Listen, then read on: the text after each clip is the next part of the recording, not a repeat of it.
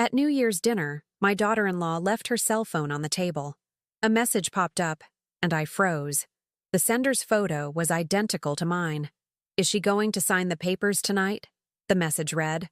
My daughter-in-law turned pale and whispered, "Please, don't open the next message. Don't forget to subscribe to the channel and comment where you're watching from." I never expected my 72nd New Year's Eve to begin with champagne and end with the unraveling of everything I thought I knew about my family. The dining room of my Upper East Side townhouse gleamed with candlelight that evening, casting warm shadows across the mahogany table I'd inherited from my mother. My son Jacob sat to my right, his wife Vanessa across from him, and my younger daughter Claire occupied the seat at the far end. The meal had been pleasant enough: roasted duck, winter vegetables, the kind of traditional fare I'd been preparing for decades. But something felt off. I couldn't quite place it, that subtle tension humming beneath the surface of polite conversation. Vanessa had been particularly attentive all evening, refilling my wine glass, complimenting the meal with an enthusiasm that felt almost theatrical. She'd been my daughter-in-law for 8 years, and while I'd never disliked her, I'd never fully warmed to her either. There was something calculated in the way she moved through the world, like a chess player always thinking 3 moves ahead. "Mom, this duck is incredible," Jacob said, reaching for seconds. "You've outdone yourself." "Your father always said the secret was in the brine," I replied, though the words felt hollow. My husband Richard had been gone 5 years now, and sometimes I still set the table for 4 out of habit. Vanessa's phone buzzed on the table. She'd left it face up beside her wine glass, which struck me as odd. She was usually glued to it, conducting business deals and managing her social media presence with the same fierce attention. This time, she didn't immediately reach for it. The screen lit up with a notification. I wasn't trying to snoop. I really wasn't. But from where I sat, I could see the message preview clearly. What made me freeze wasn't the words themselves, though those were chilling enough. It was the sender's profile picture. It was my face. Not a photo of me. I would have recognized it. But unmistakably, undeniably, my face.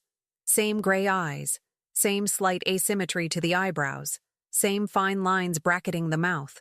The sender's name read simply, EM. The message beneath the photo was worse. "Is she going to sign the papers tonight?" My hand trembled as I reached for my water glass. Vanessa's eyes snapped to her phone, and when she looked up at me, all the color had drained from her face. "Please," she whispered, her voice barely audible over Claire's chatter about her gallery opening next month. "Don't open the next message." The words hung between us like a physical thing. Don't open the next message. Which meant there was another message. Which meant this wasn't some bizarre coincidence or wrong number. I set down my fork carefully, precisely, buying time to think. My mind raced through possibilities, each more unsettling than the last. Who was this person with my face? What papers was I supposedly signing? And why was my daughter-in-law involved? "Excuse me," I said, standing with what I hoped was casual grace. "I need to check on dessert." In the kitchen, I gripped the edge of the granite counter and tried to steady my breathing. Through the doorway, I could hear Jacob asking Vanessa if everything was all right, her response too quiet to make out. I'd built a life on reading people, on understanding the unspoken currents in a room. You didn't run a successful luxury real estate agency in Manhattan for 35 years without developing a sixth sense for deception. And right now, every instinct I had was screaming that something was very, very wrong. I pulled out my own phone with shaking hands and opened my contacts. There were people I could call: my lawyer, my business partner, even Detective Morrison, who'd helped when someone tried to break into my office 2 years ago. But what would I tell them? That I'd seen a photo of someone who looked like me on my daughter-in-law's phone? No. I needed more information first. I returned to the dining room carrying a tray of apple tart and cream. Vanessa's phone was no longer on the table. She'd tucked it into her purse, which now sat in her lap like a guarded treasure. "Everything all right, Mom?" Claire asked, studying me with the artist's eye that missed nothing. "Perfect, sweetheart." I served dessert with steady hands, years of hosting formal dinners serving me well.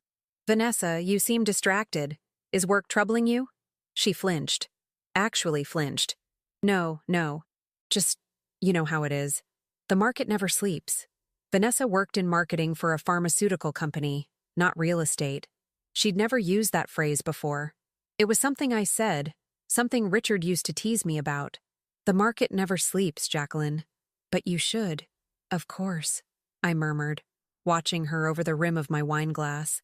The rest of the evening passed in a blur of forced pleasantries. When my children finally left just after 11, promising to return for brunch on New Year's Day, I stood in the doorway and watched Vanessa practically drag Jacob to their car. She kept glancing back at my townhouse, at me, with an expression I couldn't quite read. Fear? Guilt? Calculation?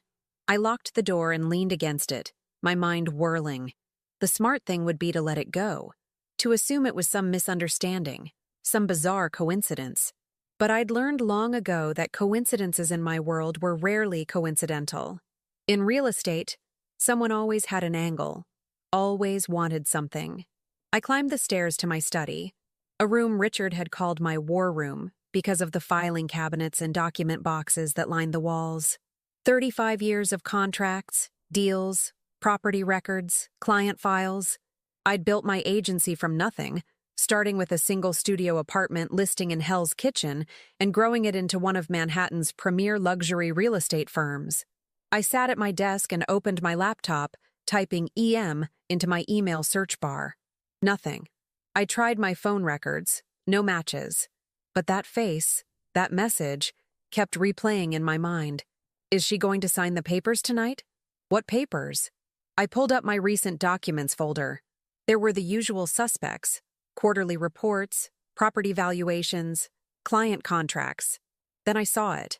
A folder I didn't remember creating, labeled simply Estate Planning, Urgent. My cursor hovered over it. I didn't remember making this folder. I was meticulous about my filing system, both digital and physical. Every document had its place, every folder its purpose. I clicked. Inside were scanned copies of documents that made my blood run cold. A proposed transfer of ownership for my flagship property, a pre-war building on Fifth Avenue housing my agency's main office, a power of attorney designation I'd never signed. And most disturbing of all, a medical evaluation dated 3 weeks ago that I'd never undergone, declaring me mentally unfit to manage my own affairs. The signature at the bottom looked exactly like mine. I stood up so quickly my chair rolled backward and hit the wall. Someone had forged these documents. Someone who had access to my signature, my personal information, my medical history. Someone who wanted control of my properties. And that someone was working with a person who had my face. I pulled out my phone again, my hands steadier now that shock was giving way to cold fury. I scrolled through my contacts until I found the name I wanted. Patricia Reeves, my lawyer and friend for over 20 years. It was nearly midnight on New Year's Eve, but this couldn't wait. Jacqueline? Patricia answered on the third ring, her voice tinged with concern. What's wrong? I need you to check something for me, I said. Has anyone filed any documents regarding my properties or my mental competency in the past month? There was a pause. A long, terrible pause. Jacqueline, you asked me to process those documents yourself. 3 weeks ago. You came to my office with... She stopped. Wait, that was you, wasn't it? The room seemed to tilt. I've never asked you to process any such documents, Patricia. I haven't been to your office since October. Oh my God. Her voice went sharp, professional. Stay where you are. I'm coming over right now. And Jacqueline, don't sign anything. Don't talk to anyone. Not even family. She hung up before I could respond. I walked to the window and looked out at the glittering Manhattan skyline, at the city I'd conquered through sheer will and intelligence. Somewhere out there was someone with my face, someone who'd been impersonating me, forging my signature, dismantling the empire I'd spent a lifetime building. And my daughter-in-law was helping them. The question that haunted me as I waited for Patricia wasn't who or why, though those mattered. The question that kept circling through my mind was simpler and more chilling. How long had this been going on? Patricia arrived at 12:30, her silver hair disheveled and her usual composed expression replaced by something close to panic. She swept into my townhouse carrying a leather briefcase that I knew contained weapons far more dangerous than anything physical. Legal documents, contracts, the machinery of law that could destroy or protect depending on whose hands wielded it. "Show me everything," she said, not bothering with pleasantries. I led her to my study and pulled up the folder on my laptop. She sat at my desk, reading through each document with the focused intensity of a surgeon examining a patient. I watched her face carefully. Patricia had one of the best poker faces in Manhattan, honed through decades of high-stakes negotiations, but even she couldn't hide the tightening around her eyes as she read. "This is sophisticated," she finally said. "Whoever did this knows exactly what they're doing. The medical evaluation is from Dr. Stevenson. He's legitimate, practices on Park Avenue. The power of attorney language is airtight. If these were filed and accepted, you'd have a fight on your hands to reverse them. But they haven't been filed yet?" She shook her head. "No. I would have remembered processing these. But Jacqueline, 3 weeks ago, someone came to my office claiming to be you. My assistant checked her ID, a New York driver's license with your name and photo. The woman said she wanted to discuss estate planning, that she was worried about her children fighting over her assets after she was gone." My stomach dropped. "You met with her?" "Briefly. She scheduled a full consultation for January 15th. Patricia turned to face me fully. "Jacqueline, she looked exactly like you. Same height, same voice, same mannerisms. If I hadn't known you for 20 years, if I hadn't noticed that she seemed slightly off somehow, I might not have questioned it." "Off how?" "She was nervous." "You're never nervous." And she kept checking her phone, like she was waiting for instructions. Patricia's eyes narrowed. "Who is she, Jacqueline?" That was the question, wasn't it? I'd spent the past 30 minutes while waiting for Patricia trying to piece together the puzzle, and there was only one answer that made sense. One answer that explained the identical face, the perfect forgery of my signature, the intimate knowledge of my business affairs. "I think," I said slowly, "that she might be my sister." Patricia stared at me. "You don't have a sister." "I do. Had. I don't know." I sank into the leather chair by the window, suddenly exhausted. "Her name is Evelyn. We were twins. We were separated when we were 7 years old." The story spilled out of me, words I'd locked away for 65 years. Our mother had died when we were 5. Our father, overwhelmed and alcoholic, had made what he called an arrangement with 2 different families. I'd gone to the Morgans, a wealthy couple on Long Island who'd given me education, stability, and eventually the seed money to start my business. Evelyn had gone to the Marshalls, a family in Philadelphia. We'd written letters at first, secret correspondence that the Morgans had discouraged. By the time we were teenagers, the letters had stopped. The Morgans had legally adopted me, given me their name. I'd become Jacqueline Morgan, and Evelyn Marshall had simply disappeared from my life. "I tried to find her," I said quietly. "When Richard and I got married, I hired a private investigator. He tracked her to Pittsburgh, said she'd married someone named Mitchell, had a difficult life. But when I tried to make contact, she refused to see me. Sent back my letters unopened." Patricia processed this information with her characteristic efficiency. "And now she's back, working with your daughter-in-law to steal your properties. We need to know why." The message said, "Is she going to sign the papers tonight? They expected me to sign something at dinner. But you didn't." Patricia stood and began pacing, her mind clearly racing through legal strategies. "Which means they'll try again. Jacqueline, we need to move fast. I'll file an injunction first thing tomorrow, freezing any attempts to transfer your properties. We'll alert the police about the identity fraud. But we need proof that this woman isn't you, and we need to figure out who else is involved." "Vanessa is involved," I said. "My daughter-in-law." The message was on her phone. "Then we need to know if your son is part of this too." The thought made me feel sick. Jacob, my firstborn, the son I'd sacrificed so much to raise after Richard's death. Could he be plotting against me? "I don't know," I admitted. "But I'm going to find out." Patricia left at 2 in the morning with copies of the fraudulent documents and a promise to begin legal proceedings immediately. I tried to sleep but couldn't, my mind churning through possibilities and betrayals. At 6, I gave up and made coffee, watching the winter sun rise over Manhattan, My phone rang at 8. Jacob. Happy New Year, Mom, he said, his voice warm and familiar. Listen, about last night. Vanessa wanted me to apologize. She's been under a lot of stress with work, and she thinks she might have seemed rude. I gripped the phone tighter. She seemed fine to me. Good, good. Hey, are we still on for brunch? Vanessa made reservations at that place you like, the one near Central Park. A public place. Neutral ground. They wanted to meet me somewhere they could control, somewhere I couldn't make a scene. Actually, sweetheart, I'm not feeling well, I lied smoothly. Let's reschedule for next week. I'll cook something special. There was a pause. Are you sure you're okay? You sounded fine last night. Just tired. It was a late evening. I kept my voice light, casual. You and Vanessa enjoy brunch. Give my love to Claire if you see her. After I hung up, I sat staring at my phone. My son had just lied to me. I could hear it in the careful way he'd phrased his words, the slight hesitation before speaking. And if Jacob was lying, then he was part of this. The realization settled over me like ice water. I spent the morning documenting everything.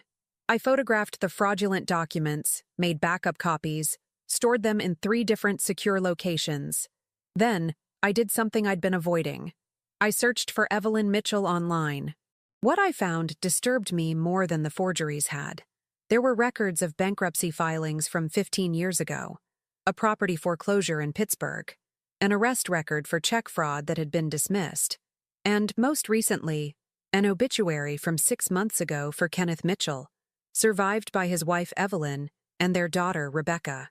Evelyn was a widow, like me, struggling financially from the looks of it, and she had a daughter. I was still processing this when my doorbell rang at noon. Through the security camera, I saw Vanessa standing on my steps, alone, looking nervous. I almost didn't answer, but curiosity won out. Jacqueline, she said when I opened the door. She'd dropped the mom she usually used, I noticed. Can we talk, please? I stepped aside to let her in, but I didn't offer coffee or invite her to sit. We stood in my foyer, the morning light harsh through the windows. The woman in that photo, I said quietly. Who is she? Vanessa's composure cracked. I didn't mean for it to go this far. You have to believe me.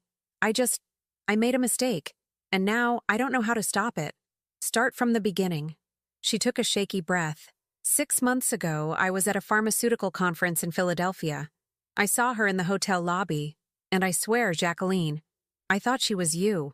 I actually called out to you before I realized it couldn't be. You were in the Hamptons that weekend. And? I was curious.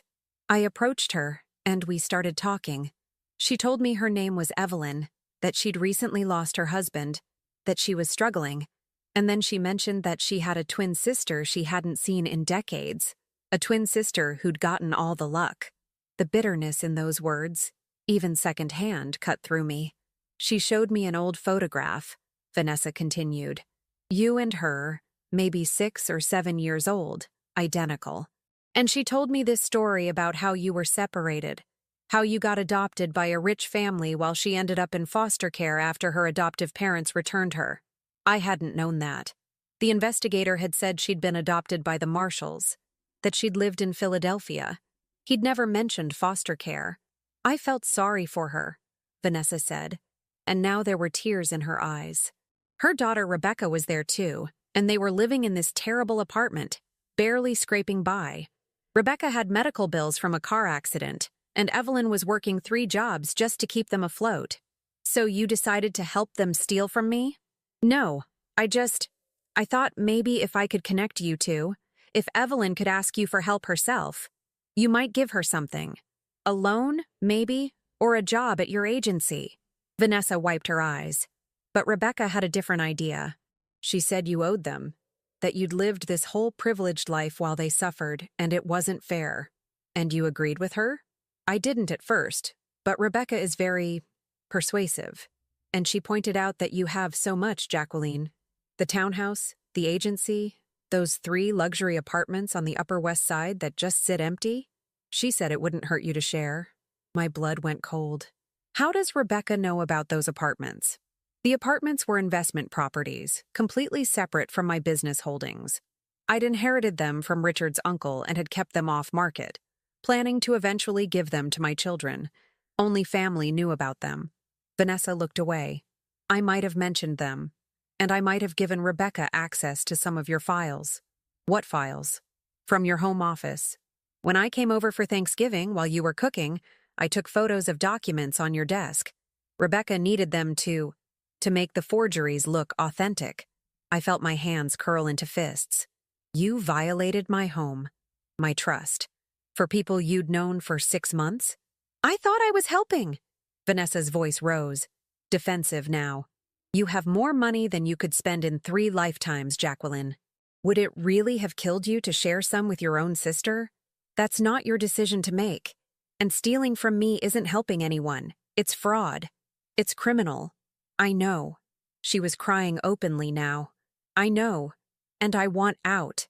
But Rebecca won't let me. She says if I back out now, she'll tell Jacob everything. Show him the photos I took, the documents I helped forge. She'll destroy my marriage and make sure I go to jail. Blackmail, I said softly. She's blackmailing you. Please, Vanessa grabbed my arm. Please don't open those other messages on my phone. Rebecca sent them this morning. She has photographs of me at Evelyn's apartment, planning this whole thing. If Jacob sees them, my phone buzzed in my pocket.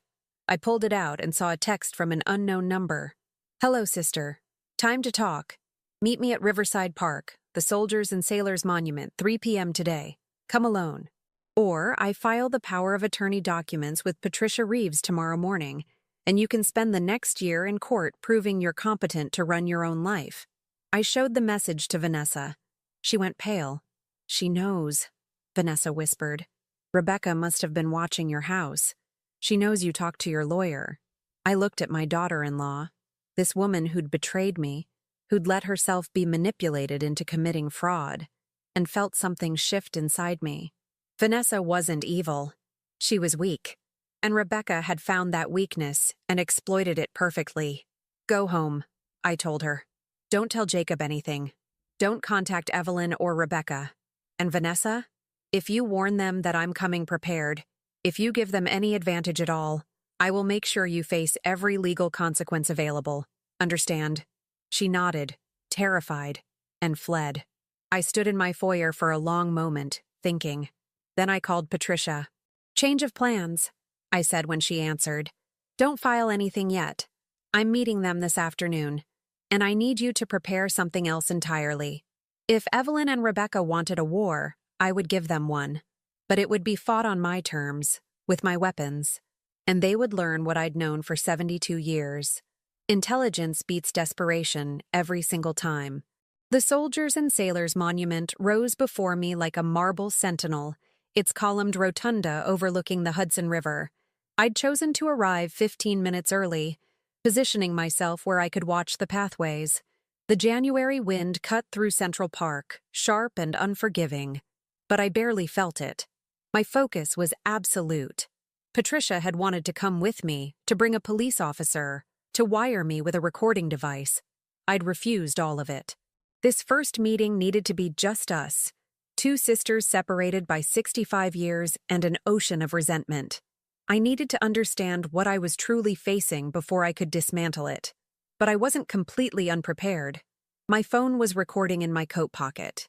Patricia was in a car 2 blocks away with a direct line to the police. And I'd spent the past 2 hours researching everything I could find about Evelyn Marshall Mitchell and her daughter Rebecca. What I'd discovered had complicated my anger with something unexpected. Pity. The Marshalls hadn't just returned Evelyn to foster care. They'd done it after 3 years, when she was 10, because they'd had a biological child and decided they didn't need her anymore. She'd bounced through 7 different homes before aging out of the system at 18. The investigator I'd hired decades ago had either missed this or chosen not to tell me. Rebecca Mitchell was 34, unmarried, with a degree in computer science from a community college and a trail of failed businesses behind her. The car accident Vanessa mentioned had left her with chronic pain and medical debt. But what worried me most was her arrest record. 2 counts of identity theft that had been pleaded down to misdemeanors. This wasn't Rebecca's first time stealing someone's identity. It was just her most ambitious. I saw them approaching at 2:58.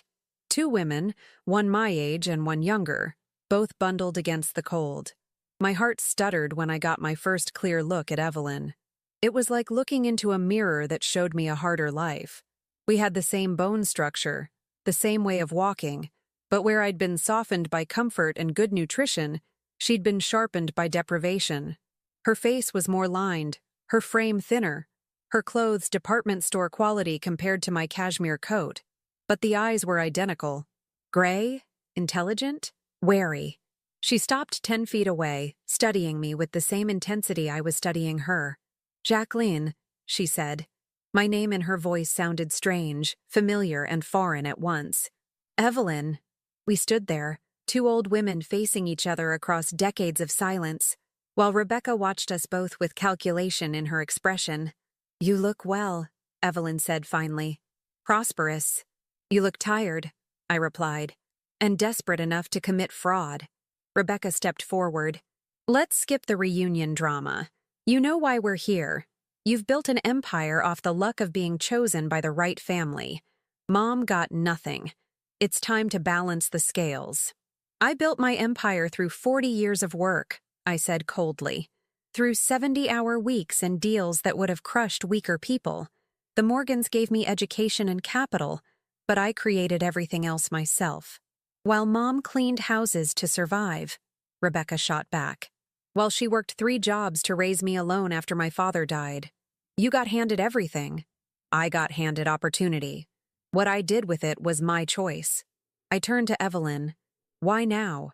After all these years, why come after me now?" Evelyn looked away, toward the river. "Because I'm dying." The words hit me like a physical blow. "What?" "Stage 4 pancreatic cancer. 6 months, maybe less." She met my eyes again, and I saw truth there. I wanted to leave Rebecca something. "You have so much, Jacqueline. Those apartments alone are worth $15 million. I just wanted one of them for my daughter. Is that so terrible?" "Wanting it isn't terrible," I said quietly. "But stealing it is. You could have come to me, asked me directly. Would you have helped?" Rebecca's voice was harsh. "When Mom tried to contact you 30 years ago, you ignored her letters. I never received any letters." "Liar," Rebecca spat. "She sent 3 letters to your agency, asking for help when my father lost his job. You never responded." I thought back to 30 years ago, 1995, the year I'd opened my second office, the year I'd been juggling 100 clients and a lawsuit from a competitor trying to destroy my reputation. Letters to my agency would have been screened by my assistant. "Who did you address them to?" I asked Evelyn. "Jacqueline Morgan, Morgan Luxury Properties. I found your business in a magazine." "Not Jacqueline Morgan Hartley. I'd changed my name when I married Richard, but I'd kept my maiden name for business." An assistant seeing letters addressed to the owner from someone claiming to be her sister, a sister no one knew existed, would have assumed it was a scam, would have thrown them away. "I never saw them," I said. "But that doesn't justify what you're doing now." "Doesn't it?" Evelyn's voice hardened. "You had everything, Jacqueline. Parents who loved you, education, a husband who left you wealthy. I had foster homes where I wasn't wanted, an apartment I can't afford, and now cancer eating me alive. You could give Rebecca one apartment, just one, and never even notice it was gone. One apartment today," I said. "And what about tomorrow? When the medical bills keep coming, when Rebecca wants more, when this precedent of theft and forgery becomes easier than honest work? How dare you?" Rebecca started forward, but Evelyn caught her arm. "She's right," Evelyn said quietly. "This was wrong. I knew it was wrong, but I let you convince me anyway." "Mom, don't—" "No." Evelyn straightened her shoulders, and for a moment I saw the girl she must have been, before life had beaten the hope out of her. "I'm sorry, Jacqueline, for all of it. The forgeries, the impersonation, getting your daughter-in-law involved. I'll sign whatever you need to make it right." Rebecca's face went white, then red. "Are you kidding me? After everything we planned? After I spent months setting this up? Rebecca, it's fraud. We could go to prison. Only if she presses charges." Rebecca turned to me, and I saw something ugly in her expression. But she won't. Because if she does, I'll make sure everyone knows that Jacqueline Morgan Hartley abandoned her dying sister. I'll go to every newspaper, every gossip site, every social media platform. I'll destroy your reputation and your business. You'll try, I said calmly. But the truth is more complicated than your version, and I have better lawyers than you could ever afford. Do you have better hackers? Rebecca pulled out her phone. Because I've been inside your computer systems for 3 months. I have every client file, every contract, every confidential document your agency has ever created. I could release them all right now. Destroy your client's privacy, violate a dozen NDAs, tank your business overnight. My blood went cold. This was worse than I'd imagined. That's a bluff. Is it? She held up her phone, showed me a screen filled with file names I recognized. Client lists, property valuations, confidential financial records. I left a backdoor in your security system. 1 click, and all of this goes public. I calculated quickly. If she released that information, the lawsuits would be catastrophic. My clients were celebrities, politicians, foreign investors, people who paid premium prices for discretion. The damage would be irreparable, but something didn't add up. If you have all that, I said slowly, why bother with the forgeries? Why not just blackmail me directly? Rebecca smiled, and it was a terrible smile. Because blackmail is just the backup plan. The forgeries were supposed to be clean. You sign over one property thinking it's estate planning, we disappear, everyone wins. But you had to be suspicious. You had to call your lawyer. So now we do it the hard way. Which is? You transfer 1 apartment to Mom by end of business tomorrow, or I release everything. Your choice. Evelyn looked horrified. Rebecca, that's not what we agreed. Wake up, Mom. She's not going to help us out of the goodness of her heart. She's had 70 years to reach out and she never did. She doesn't care about us. That's not true, I said, and I was surprised to find I meant it. Looking at Evelyn, at this woman who was my mirror and my opposite, I felt something crack open inside me. I didn't reach out because I was told you didn't want contact, but I never stopped thinking about you. Never stopped wondering what became of the sister I lost. Touching, Rebecca said, but it doesn't change anything. Transfer the apartment or I burn your business down. You have until 5 p.m. tomorrow. She grabbed Evelyn's arm and started to drag her away, but Evelyn pulled free, turned back to look at me. I am sorry, she said, for whatever that's worth. Then they were gone, disappearing into the winter afternoon, and I was left standing alone by the monument. I pulled out my phone and called Patricia. They have access to our computer systems, client files, everything. Jesus. When? 3 months ago, apparently. Rebecca Mitchell has a computer science degree. She's been planning this for a while. I started walking toward Patricia's car. How fast can we get our IT security team to lock her out? I'll call them now. But Jacqueline, if she already downloaded the files? I know. She could still release them. I climbed into Patricia's car, grateful for the warmth. But I don't think she will. Why not? Because she showed me too much. She revealed her leverage before securing her victory. That's amateur hour for a blackmailer. I buckled my seatbelt. Rebecca is desperate and angry, which makes her dangerous. But she's not as smart as she thinks she is. What are you going to do? I thought about Evelyn's face, the resignation in her eyes when she'd apologized. I thought about Rebecca's rage, born from a lifetime of watching her mother struggle while I thrived. And I thought about the hard truth underneath all of it. I had been given advantages that Evelyn had been denied, and pretending otherwise was a lie. But that didn't give them the right to destroy what I'd built. I'm going to call my son, I said. And then I'm going to have a very unpleasant conversation with my IT team. After that, I'm going to set a trap. Patricia raised an eyebrow. What kind of trap? The kind that catches a blackmailer and saves my business. But first I need to know exactly how much damage Rebecca can do. My phone buzzed. A text from Jacob. Mom, Vanessa told me everything. We need to talk. Tonight. I showed the message to Patricia. She winced. That complicates things. No, I said slowly. It simplifies them. If Vanessa confessed to Jacob, it means she's chosen a side. Now I need to make sure everyone else chooses the right side too. I typed back, "Come to the townhouse at 7. Bring Vanessa. It's time for the truth." As Patricia drove us back to my townhouse, I stared out at the city I'd conquered, the empire I'd built from nothing but will and intelligence.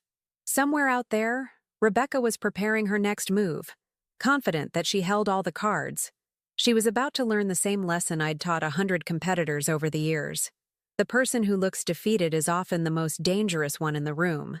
My IT security director, Samuel Webb, arrived at 6 o'clock with his laptop and an expression that told me the news wasn't good. We sat in my study while he explained exactly how thoroughly Rebecca had compromised my systems. "She's good," Samuel admitted, pulling up screen after screen of code. "She didn't just hack in, she was invited. Someone gave her legitimate login credentials about 4 months ago." "Vanessa," I said, the pieces clicking together. "She had access to my home computer during Thanksgiving. She could have copied my passwords. That would do it." Once inside, Rebecca installed what we call a persistent backdoor. Even if we change all the passwords now, she's got a pathway back in. And Jacqueline, she's been thorough. Client contracts, financial records, private communications. She's copied everything of value. Patricia leaned forward. "Can you lock her out?" "Yes, but it'll take time. We need to rebuild the security architecture from scratch, which means taking the entire system offline for at least 48 hours. In the meantime, if she's already downloaded the files..." Samuel trailed off, the implications clear. "She has them," I said. "She showed me proof this afternoon. Then we have a problem. If she releases that information, you're looking at lawsuits from every client whose privacy was violated. We're talking hundreds of millions in damages." I'd spent the drive home calculating the same figures. My agency was worth approximately $80 million. The 3 luxury apartments Rebecca wanted were worth $15 million. But the lawsuits from a data breach could exceed $200 million, bankrupting me and destroying the company I'd spent my life building.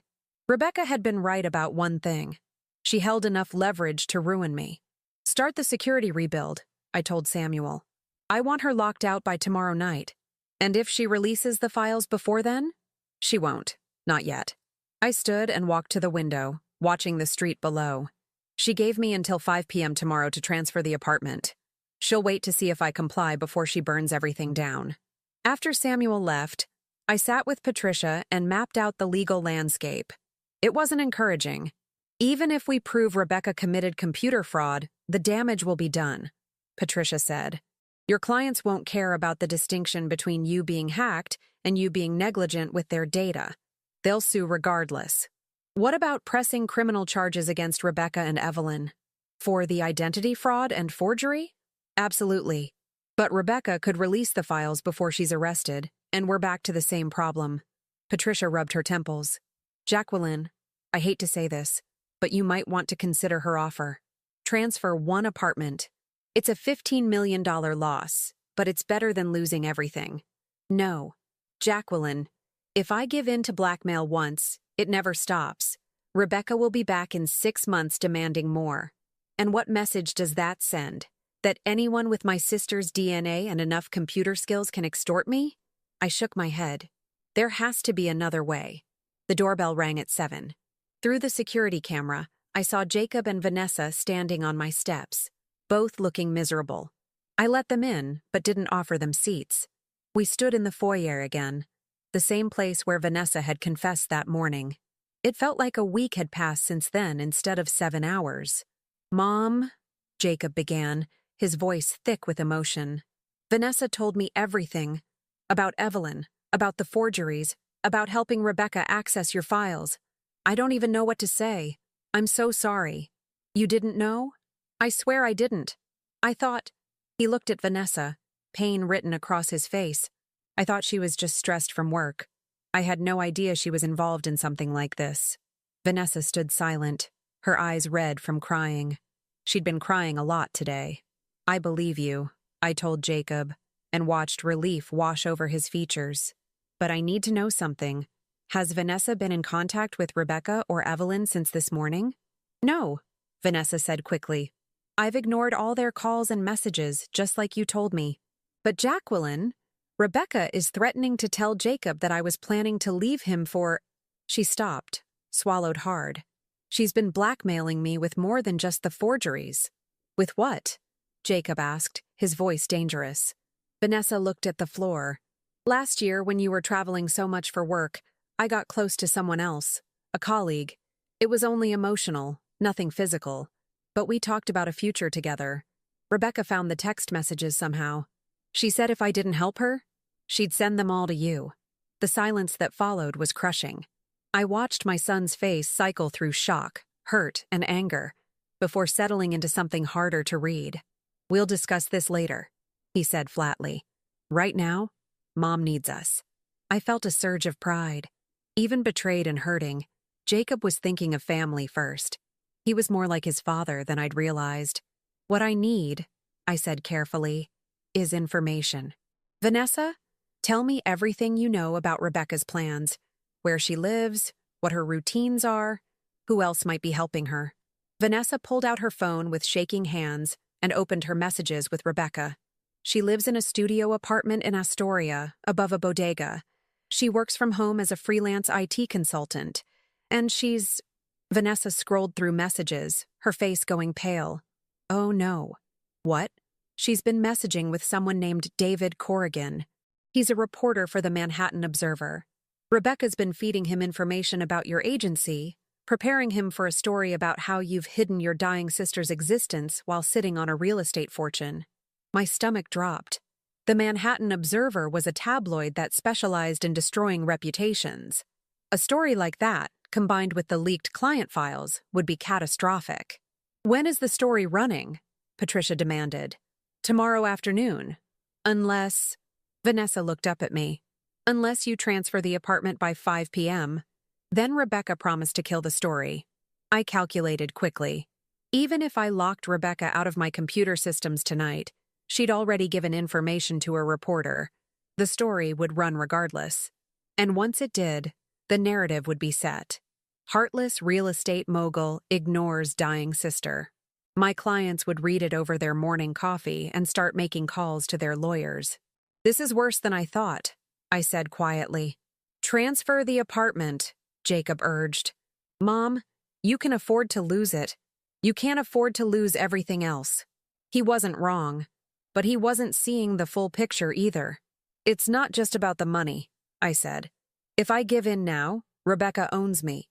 She can come back whenever she wants, threaten to reveal more, demand more. And what about Evelyn? She's dying, yes, but does she deserve to profit from fraud? Does Rebecca deserve to learn that crime pays? So what do we do? Vanessa asked. Just let her destroy you? I thought about the past 12 hours, the secrets revealed, the betrayals uncovered, the trap closing around me. Rebecca had been planning this for months, positioning her pieces carefully, exploiting every weakness she could find.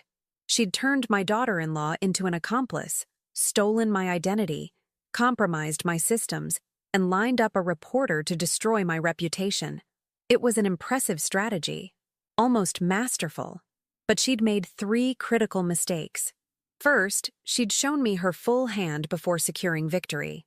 I now knew about the reporter, the timeline, the extent of her access to my systems. That knowledge was power. Second, she'd assumed I would react emotionally rather than strategically. She expected fear, panic, capitulation. She hadn't considered that I'd spent 40 years negotiating with people who tried to manipulate me. And third, most importantly, she'd underestimated what I was willing to do to protect what was mine. Patricia, I said, my mind racing through possibilities. Can we get an emergency restraining order against Rebecca? Prevent her from releasing those files or contacting the reporter? On what grounds? Computer fraud, identity theft, blackmail. We have evidence of all 3. We'd need to move fast. File first thing in the morning, hope for a sympathetic judge. Patricia pulled out her phone. But even with a restraining order, she could release the files before the police serve her. We'd need to act simultaneously. Get the order and have her arrested before she can react. Can we do that? Maybe. If we can prove imminent harm and get the police to take it seriously. Patricia started typing. I'll call Detective Morrison, the one who helped with your break-in. He owes us a favor. While Patricia made calls, I turned to Jacob and Vanessa. I need you both to do something for me. Something that might be difficult. Anything, Jacob said. Contact Rebecca. Tell her I'm ready to negotiate. That I want to meet tomorrow at noon to discuss terms. Somewhere public.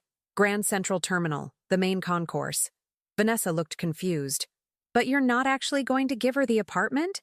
No, I'm going to give her something much more valuable. I smiled, and it wasn't a kind smile.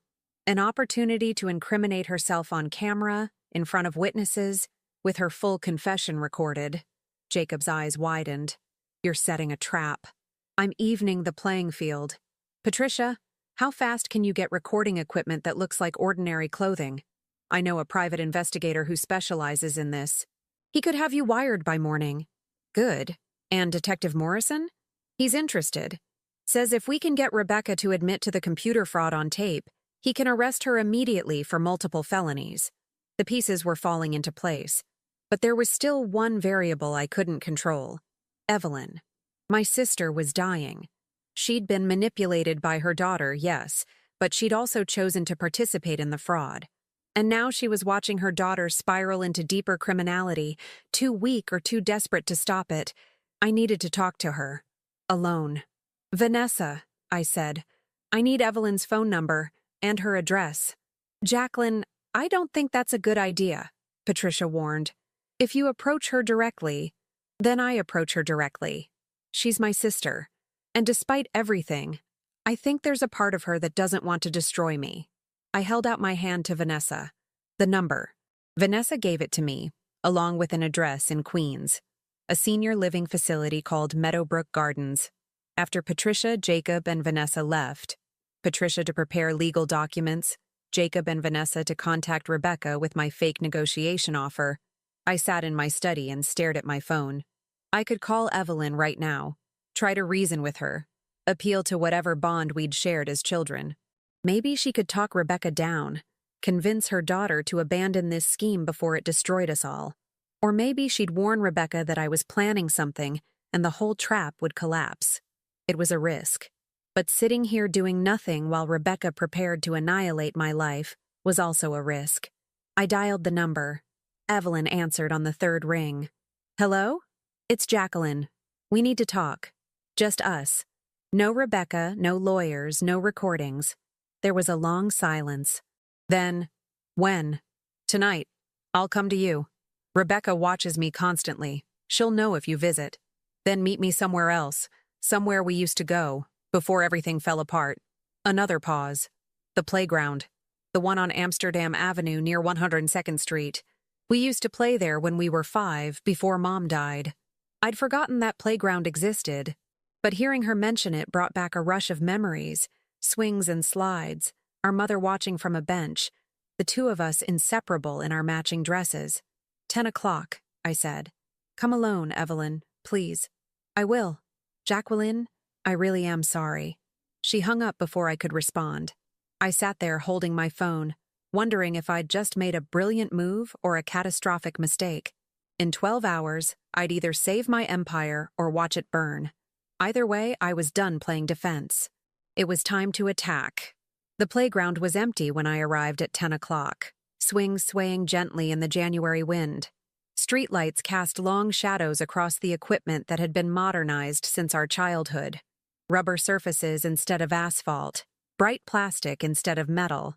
But the layout was the same, and standing there, I could almost see two little girls in matching dresses, laughing as they chased each other around, before the world had torn us apart. Evelyn emerged from the shadows at 10:05, bundled in a thin coat that wouldn't keep her warm enough. Up close, I could see the toll cancer was taking, the slight tremor in her hands, the yellowing of her skin, the way she moved carefully as if everything hurt. Thank you for coming, I said. She sat on a bench and I sat beside her, two old women on a playground in the middle of the night. It would have been absurd if it weren't so tragic. I had to lie to Rebecca, Evelyn said quietly. Told her I was going to the emergency room. She'll figure out I'm not there soon enough, so we don't have much time. Then I'll be direct. Call off your daughter. Tell her to delete those files, cancel the story with the reporter, and walk away. In exchange, I won't press charges. You think she'd listen to me? Evelyn laughed bitterly. Rebecca stopped listening to me years ago. She's convinced herself that you owe us, that taking from you isn't stealing. It's justice. And what do you believe? Evelyn was quiet for a long moment, watching the swings move in the wind. I believe life isn't fair. I believe I got a raw deal, and you got lucky. But I also believe that what Rebecca is doing is wrong. She turned to look at me. I never wanted it to go this far, Jacqueline. I just wanted enough to leave her something, to know she'd be okay after I'm gone. One apartment. That was all. One apartment that's worth $15 million. That you planned to steal through fraud and forgery. Yes. No excuses, no justifications, just acknowledgement. Why didn't you just ask me? I pressed. 30 years ago, why didn't you come to me in person instead of writing letters? Pride, shame, fear. She pulled her coat tighter. You were this successful businesswoman, and I was cleaning houses to survive. I couldn't stand the thought of begging from my own sister. And when you didn't respond to my letters, I convinced myself you'd rejected me on purpose. I never saw them. My assistant must have thrown them away, thinking they were scams. I know that now. Vanessa told me when we started planning this whole mess. Evelyn closed her eyes. But by then, Rebecca had me so twisted up, so angry at you for imagined slights, that I couldn't see clearly. She kept saying, Mom, she has 3 apartments sitting empty while you're dying in a studio that smells like mold. And she was right about that part. You do have so much. I also worked for it. Every single day for 40 years. I'm not saying you didn't. I'm just saying it hurts to watch someone who shares your face, your DNA, your history, live such a different life. Evelyn opened her eyes and looked at me. Do you know what it's like to see pictures of you in magazines, at charity galas, smiling in designer clothes, while I'm choosing between medication and groceries? The pain in her voice was real, and I felt it cut through my anger. No, I don't know what that's like. And I'm sorry that the world was unfair to you. Are you? Or are you just saying what you think I want to hear? I considered the question carefully. Both, maybe. I'm sorry you suffered. But I'm also angry that instead of reaching out honestly, you chose to destroy me. That was Rebecca, not me. You went along with it. You impersonated me, forged my signature, sat in my lawyer's office pretending to be me. Those were your choices, Evelyn. She flinched but didn't deny it. You're right. I was weak and desperate and let my daughter convince me that crime was the answer. So what happens now? Now you help me stop her before she ruins both our lives. I pulled out my phone and showed her the plan Patricia and I had developed. Tomorrow at noon, Rebecca thinks I'm meeting her at Grand Central to negotiate. Instead, I'll be wearing a wire. She'll incriminate herself on camera, and the police will arrest her for computer fraud, identity theft, and blackmail. Evelyn went pale. You want to send my daughter to prison? I want to stop her from committing more crimes. Prison might be a consequence of that. I softened my voice. But it doesn't have to be. If Rebecca deletes those files right now, calls the reporter and kills the story, and agrees to stay away from me and my family, I'll let it go. No charges, no arrest, no trial. Clean slate. She won't do it. She's too far gone, too convinced she's right. Evelyn's hands shook worse now. And even if I could convince her, she'd never forgive me for choosing your side over hers. Is that what this is? Choosing sides? Isn't it? Evelyn stood, pacing in front of the bench. You're asking me to betray my daughter to protect a sister I haven't seen in 65 years. A sister who has everything while we have nothing.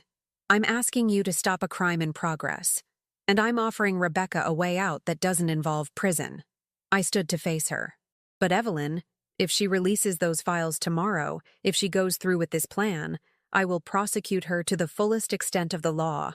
She'll go to prison for years, and you'll die knowing your daughter is behind bars because you couldn't find the courage to stop her. It was harsh, but it was true. And I saw the words hit Evelyn like physical blows. You're cruel, she whispered.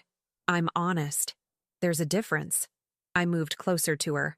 I don't want to hurt Rebecca. I don't want to hurt you. But I will protect what's mine, and I won't let anyone, Not even family destroy me without a fight. Evelyn was crying now, silent tears tracking down her face. I don't know how to fix this. Yes, you do. You call Rebecca right now. You tell her you made a mistake, that you're withdrawing from the plan, that she needs to delete everything and walk away. She won't listen. Make her listen. You're her mother.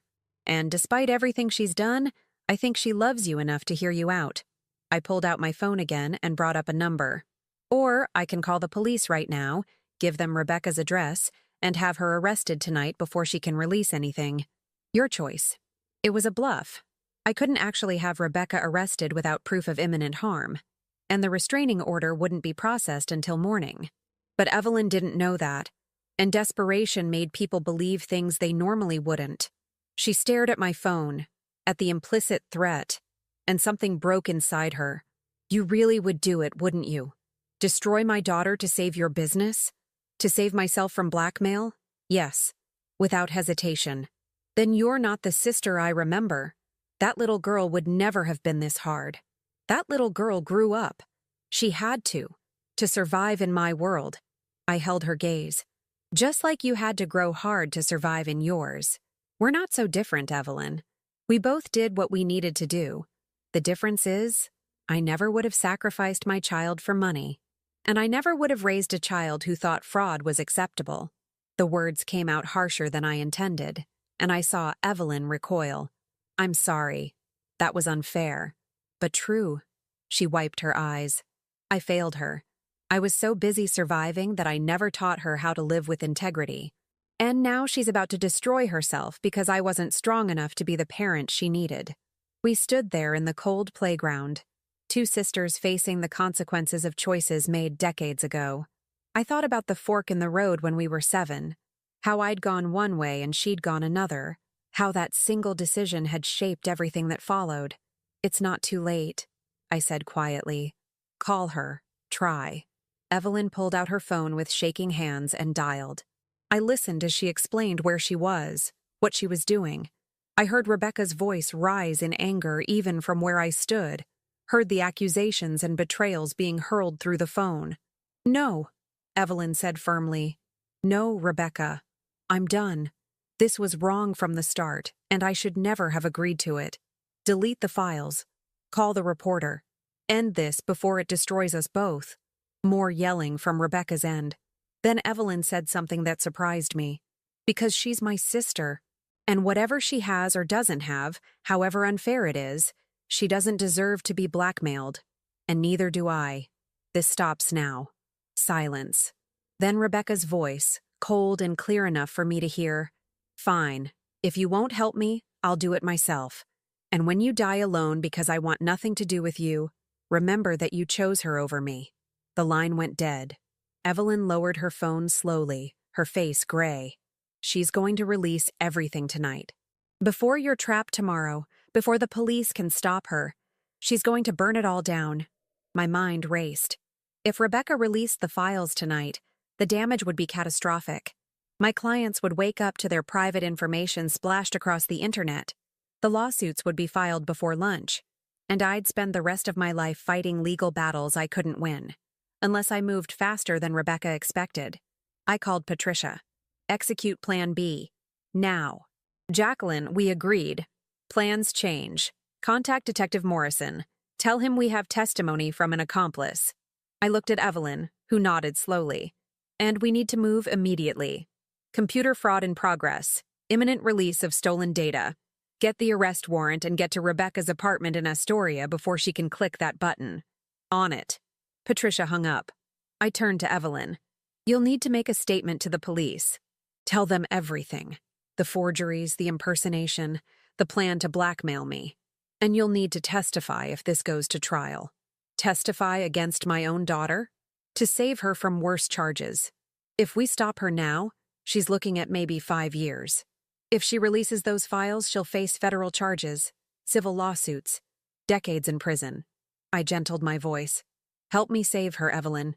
It's the only way.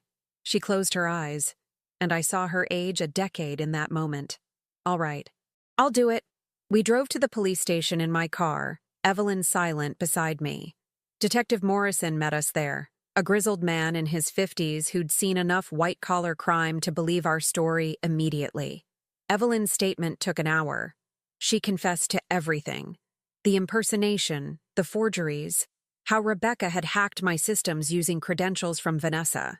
She provided Rebecca's address, described the apartment layout, confirmed that Rebecca worked from home and would likely be there now. "We'll send a unit immediately," Morrison said. "If she's in the process of releasing the files, we can arrest her for computer fraud in the act.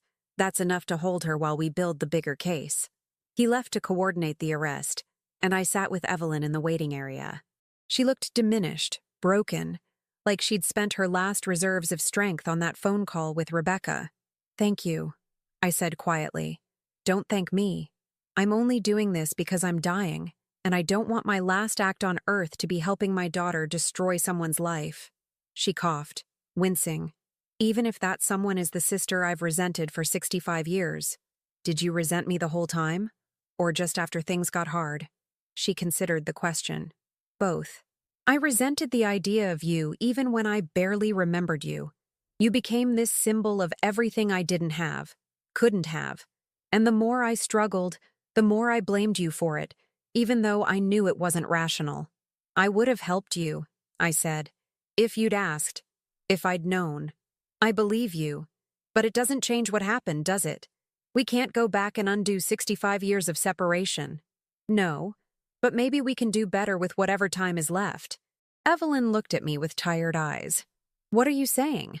"I'm saying that when this is over, when Rebecca is safe and the legal mess is sorted out, maybe we could try being sisters again. Real sisters, not strangers who share DNA. Why would you want that, after everything I've done?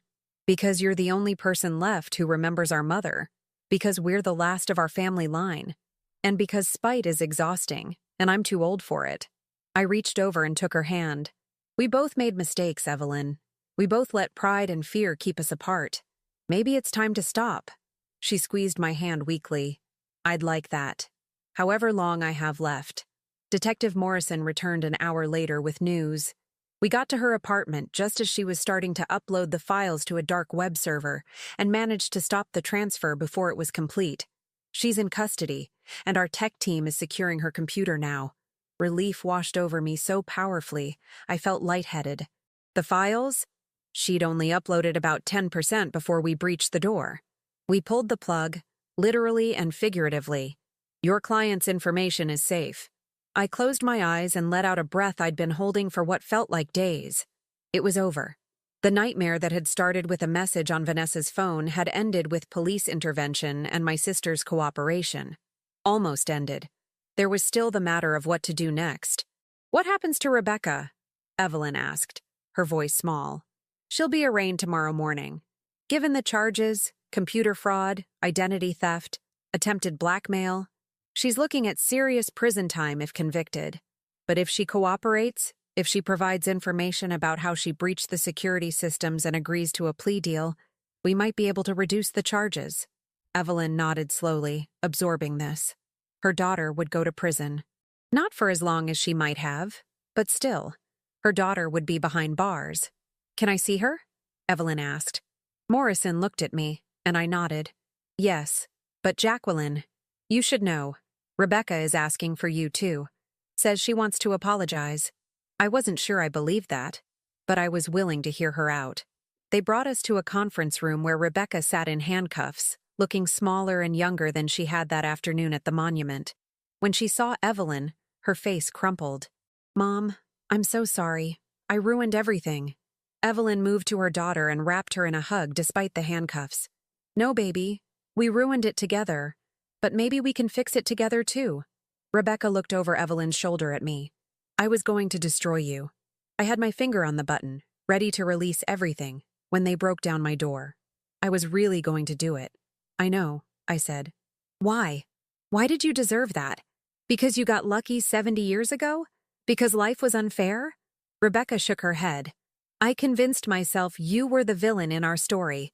But I was wrong. I was the villain. Me. You were desperate and angry," I said. "That doesn't excuse what you did, but I understand it. Will you prosecute me?" I looked at this young woman who'd almost destroyed me. who'd hacked my systems and stolen my identity and tried to blackmail me into submission. By all rights, I should want her to face the maximum penalty. But she was my niece, my sister's only child, and she was looking at me with Evelyn's eyes, my eyes, full of regret and fear. That depends, I said slowly, on what you do next. The morning sun streamed through the windows of my study as I reviewed the documents Patricia had prepared. It had been 3 weeks since Rebecca's arrest. 3 weeks of negotiations and legal maneuvering and difficult conversations. 3 weeks of learning to be a sister again, after 65 years of silence. Evelyn sat in the chair across from me, looking slightly better than she had that night at the playground. I'd insisted she move out of her studio apartment and into one of my guest rooms, ostensibly so I could monitor her medical care.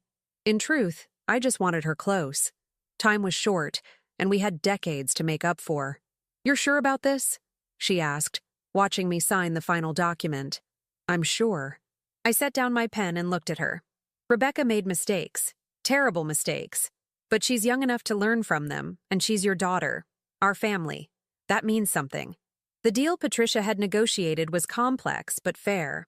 Rebecca would plead guilty to computer fraud and identity theft, reduced charges in exchange for her cooperation in helping Samuel rebuild our security systems and providing testimony about her hacking methods. She'd serve 18 months in a minimum security facility, followed by 3 years of probation and community service teaching cybersecurity awareness to at-risk youth. More importantly, she'd agreed to undergo counseling and make full restitution for the attempted theft. In exchange, I'd agreed not to pursue civil damages, and I'd committed to something more unexpected.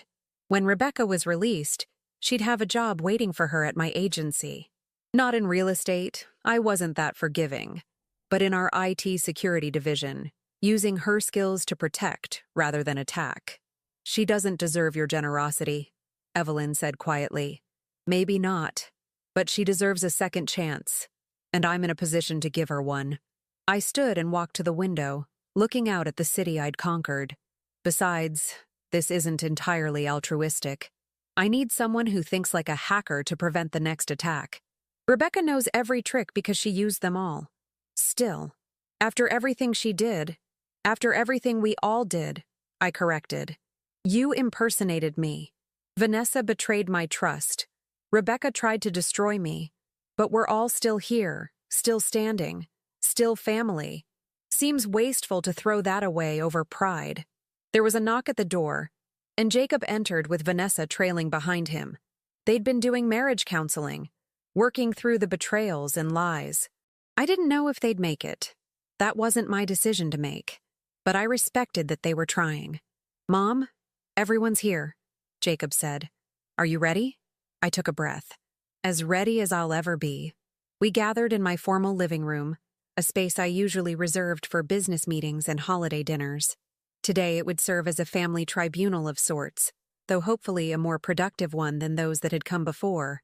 Claire arrived first, my daughter who'd been blissfully uninvolved in the drama until I'd called to explain everything.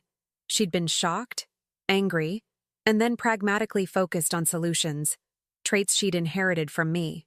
"Aunt Evelyn," Claire said, crossing to give my sister a gentle hug. They'd met twice in the past 3 weeks, careful encounters where they'd circled each other like cautious cats. "How are you feeling?" "Tired, but better than I was." Evelyn settled into a chair near the window, accepting the tea I'd prepared for her. Patricia arrived next, carrying yet another briefcase full of documents. She'd become my constant companion through this mess, part lawyer and part therapist, listening to my fears and frustrations with equal patience. "Everything's in order," she said, setting out papers on the coffee table. "We just need signatures." The final person to arrive was Dr. Lydia Brennan, the hospice specialist I'd hired to manage Evelyn's care. She'd been making house calls twice a week, monitoring Evelyn's deteriorating condition with professional compassion. "How long does she have?" I'd asked Dr. Brennan privately last week. 3 months, maybe 4 if she's lucky. The cancer is aggressive and she's refusing most treatments. "Why?" "She says she's made peace with dying, that she just wants to spend whatever time she has left connecting with her family." Now Dr. Brennan sat quietly in the corner, a witness to what I hoped would be a new beginning rather than another ending. I stood before my assembled family and took a breath. Thank you all for coming. I know the past month has been difficult for everyone. Secrets revealed, trusts broken, relationships tested. But we're here together, and that's what matters. Jacob shifted uncomfortably. He still hadn't completely forgiven Vanessa, and I could see the tension in how they sat, close enough to appear united, but not touching. I've made some decisions, I continued. Decisions about my properties, my business, and my legacy. I wanted you all here to witness them and understand my reasoning. I picked up the first document. This is a revised will, prepared by Patricia. Upon my death, my real estate agency will be divided equally between Jacob and Claire, with the stipulation that neither can sell their share without the other's consent for a period of 10 years. This keeps the business in the family and forces you to work together. Claire nodded approvingly. Jacob looked relieved. I think he'd worried I might cut him out entirely after Vanessa's betrayal. The 3 luxury apartments I own will be handled differently. I picked up another document. The first apartment, the penthouse on West 78th Street, goes to Evelyn immediately. Not upon my death, now, today. It's worth approximately $5 million and it's hers free and clear. Evelyn's eyes widened. Jacqueline, no. You don't have to. I want to. You were right about one thing. I do have more than I need, and you have less than you deserve. This doesn't make up for 65 years of separation, but it's a start. I held her gaze. You can live there yourself. Sell it for cash to cover your medical expenses or leave it to Rebecca. Your choice. Tears streamed down Evelyn's face. I don't know what to say. Say you'll accept it. Say we can finally put the past behind us. She nodded, unable to speak. I moved to the next document. The second apartment goes to Rebecca upon her release from prison, with conditions. She must complete her probation successfully, maintain employment for at least 2 years, and stay out of legal trouble. If she meets those conditions, the apartment is hers. If she doesn't, it reverts to a trust for her future children, if any. That's more than generous, Mom, Claire said quietly. It's strategic. Rebecca needs something to work toward, a reason to stay on the right path. An apartment worth millions is good motivation. I smiled slightly. Plus, I'm making her earn it. Nothing in life should be free, not even for family. Vanessa spoke up for the first time. What about the third apartment? I looked at my daughter-in-law, this woman who'd betrayed me and then helped save me. The third apartment is being converted into something different. I'm donating it to a nonprofit organization that helps former foster youth transition to independent living. It will provide temporary housing and support services for young people aging out of the system, people like Evelyn was, who need a bridge between childhood and adulthood. The room went silent. Evelyn was crying openly now. I'm calling it the Marshall Morgan House, I continued, after both the families who took us in, for better or worse. And Evelyn, I'd like you to help me set it up. Whatever time you have left, I'd like to spend some of it building something that helps people like you were. I'd be honored, Evelyn whispered. I set down the documents and sat. There's more. Vanessa, you and I need to have a private conversation later about your role in all this. You betrayed my trust, and there are consequences for that. But I also recognize that you were manipulated and blackmailed, and that you ultimately chose to help rather than harm. We'll figure out a path forward together. Vanessa nodded, looking both relieved and anxious. Jacob? Your wife made mistakes, but so did you. You were so focused on your career that you didn't notice she was lonely and vulnerable. Marriage is a partnership, and it requires attention. I hope you'll both remember that moving forward. My son took Vanessa's hand, and I saw something pass between them. Understanding, maybe. Or at least the willingness to try. Claire, you've been my rock through all of this. Steady, supportive, asking the right questions without judgment. Your father would be proud of the woman you've become, and so am I. Claire smiled, but her eyes were wet. Thanks, Mom. I stood again and walked to the window, looking out at Manhattan.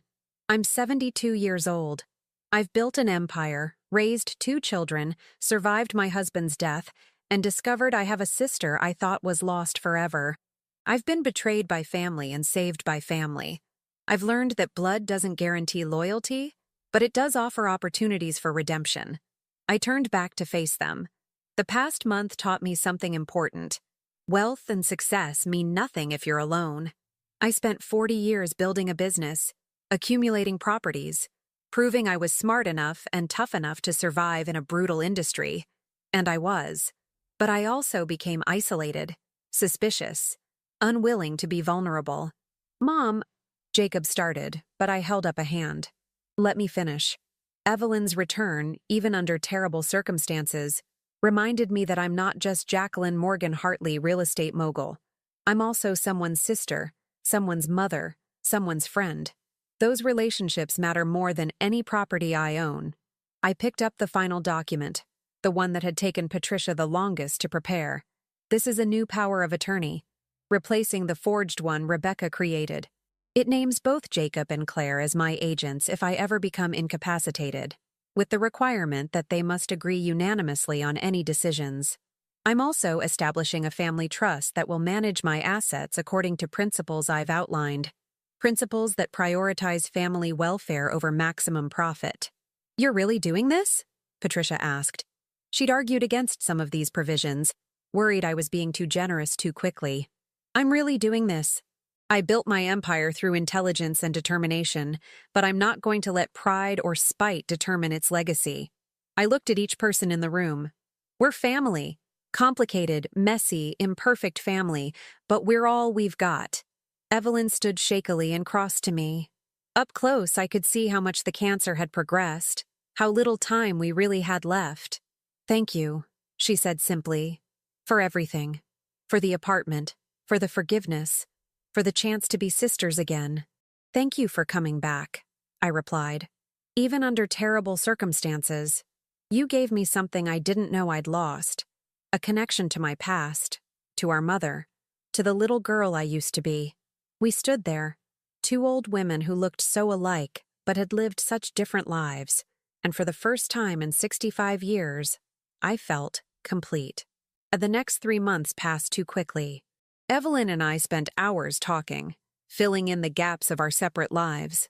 She told me about her struggles in foster care, about meeting Kenneth and building a difficult but loving marriage, about raising Rebecca alone after he died. I told her about Richard, about building my business from nothing, about the loneliness that sometimes came with success. We visited Rebecca in prison together, awkward meetings where we tried to rebuild trust while separated by bulletproof glass.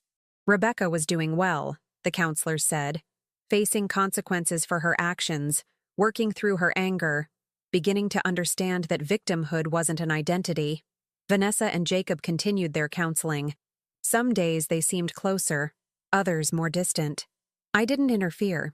Their marriage was theirs to save or end as they saw fit.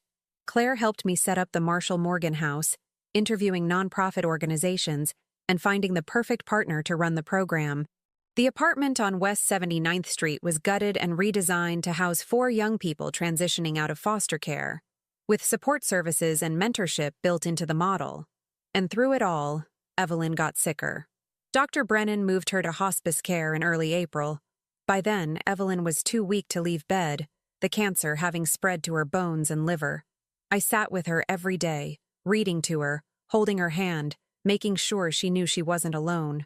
"I'm glad I found you again," she whispered one afternoon. "Even if it was through Rebecca's terrible plan. I'm glad." "So am I," said, and meant it. She died on April 23rd, peacefully in her sleep, with me holding one hand and Rebecca, released early for compassionate reasons, holding the other. At her funeral, I stood before a small gathering and spoke about the sister I'd lost and found, about the cruelty of separation and the grace of reconciliation.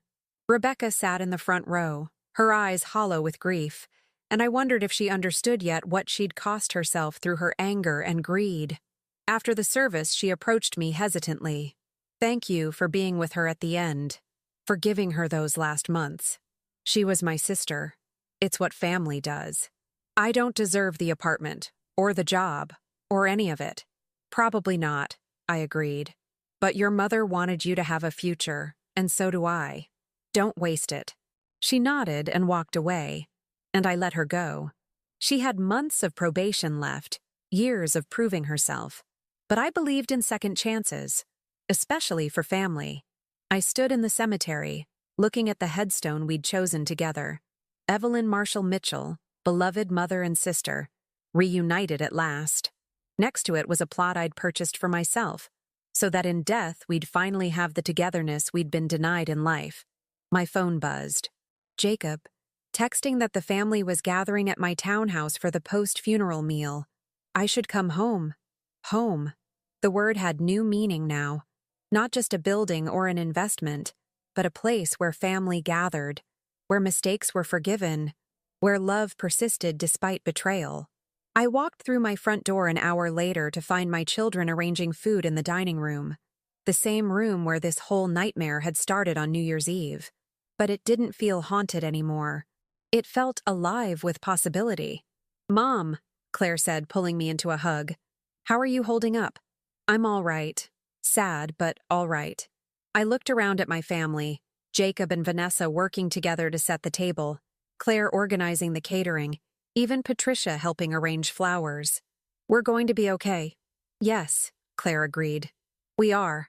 That night, after everyone had left and the townhouse was quiet again, I sat in my study and looked at the photograph Evelyn had given me during one of our talks. The only picture that existed of us as children. Two identical girls in matching dresses, smiling at the camera.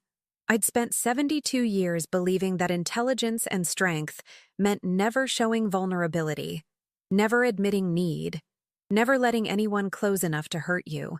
I'd built an empire on that philosophy, and it had served me well. But Evelyn's return had taught me something more valuable. True strength wasn't about walls and defenses. It was about knowing when to lower them, when to forgive, when to choose connection over pride. I placed the photograph on my desk where I could see it every day.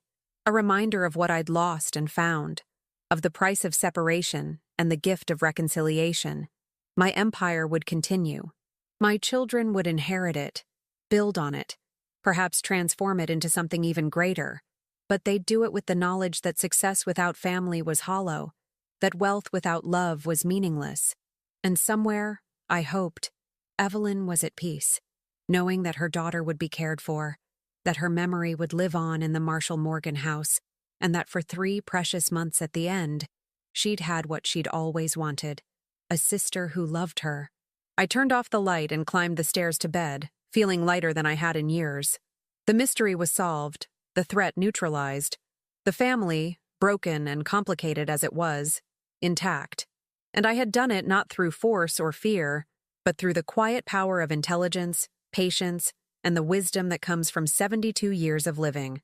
In the end, that was enough. Now tell me, what would you have done if you were in my place? Let me know in the comments. Thank you for watching, and don't forget to check out the video on your screen right now. I'm sure it will surprise you.